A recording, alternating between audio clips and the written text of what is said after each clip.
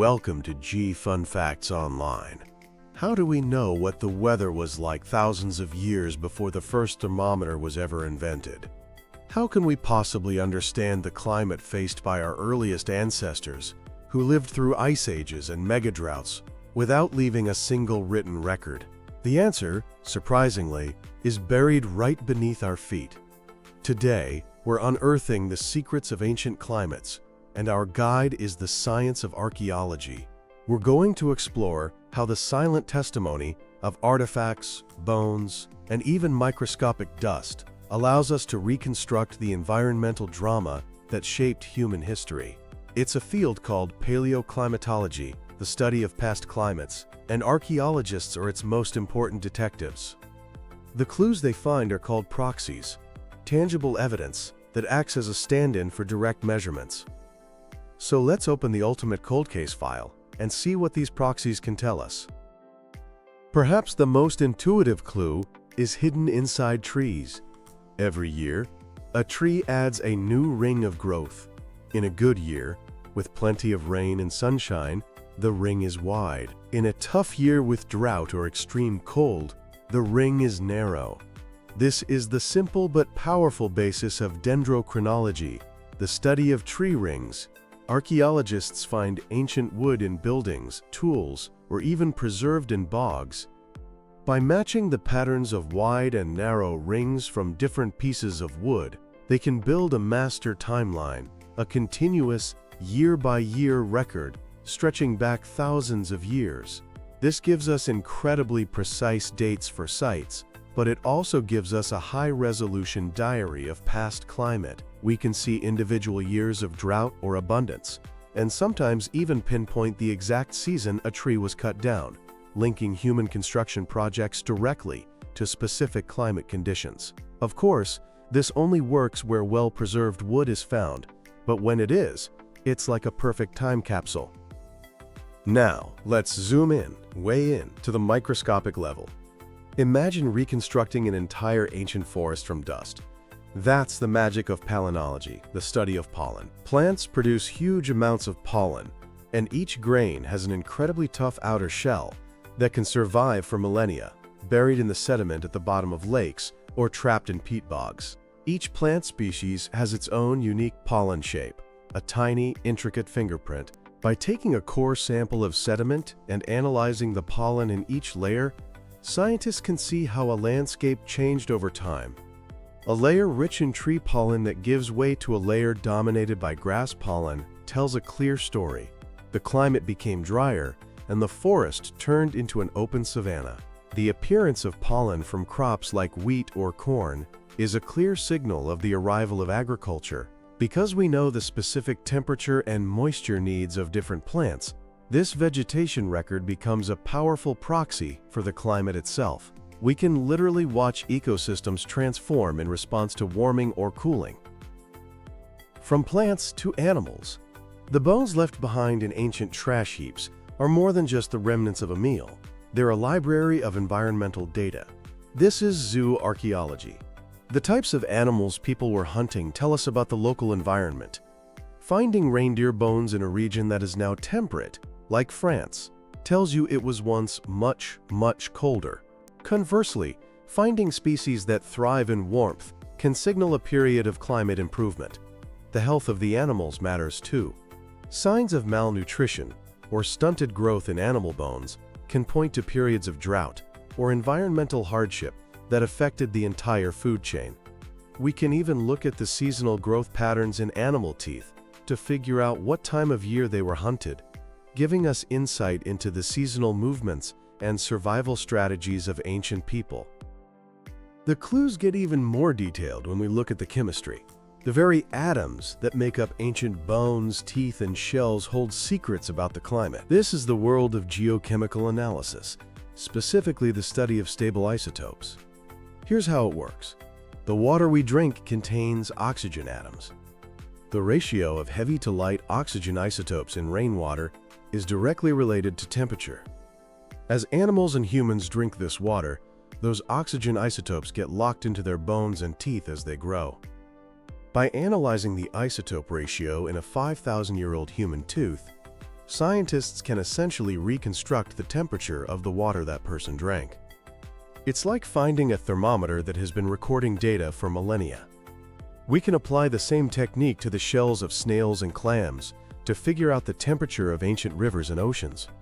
But it doesn't stop there. We can even analyze the chemical residues of fats and oils absorbed into the pores of ancient pottery. This lipid analysis can tell us if people were cooking with dairy, ruminant fats, or plant oils, revealing their diet.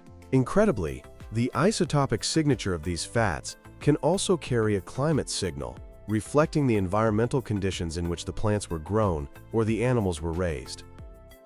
Even the dirt itself has a story to tell. Soil micromorphology involves taking a block of soil from an archaeological site, encasing it in resin, and slicing it paper-thin to view under a microscope. This reveals the site's formation in stunning detail.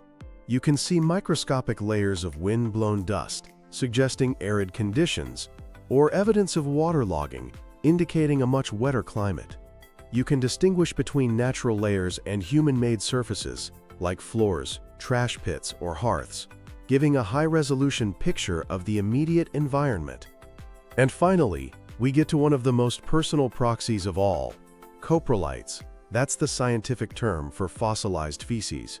They are a direct window into the diet, health, and environment of a single individual. Analysis can reveal exactly what plants and animals they ate, what parasites they might have had, and even what pollen was in the air when they were alive. It's about as intimate a look into the past as you can get. The partnership between archaeology and climate science hasn't always been this close. For a long time, the environment was just seen as a passive backdrop for human history.